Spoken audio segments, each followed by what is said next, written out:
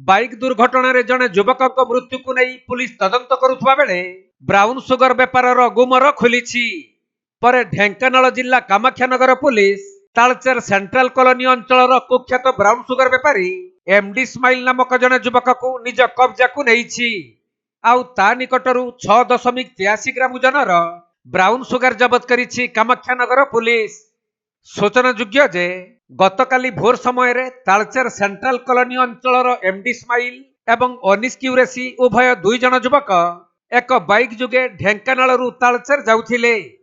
हेले आलतुमा गाँ रामियाल नदी ब्रिज निकटरे बाइकटी भारसाम्य हराई ब्रिज तलकू खसी पड़िथिला।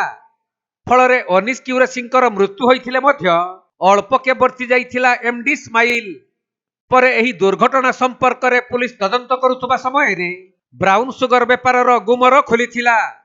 एमाने कामाख्यानगर एवं आखपाख अंचल रे बेस किछि दिन हेब ब्राउन सुगर बेपार करि आसुथिले।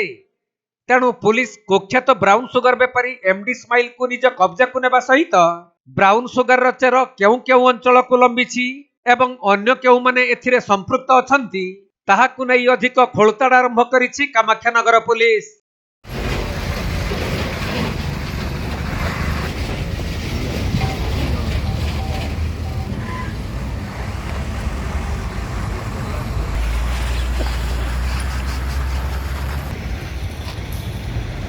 ढेंकानाल जिल्लारू असीम अमिताभ शतपथी रिपोर्ट कोणार्क लाइव।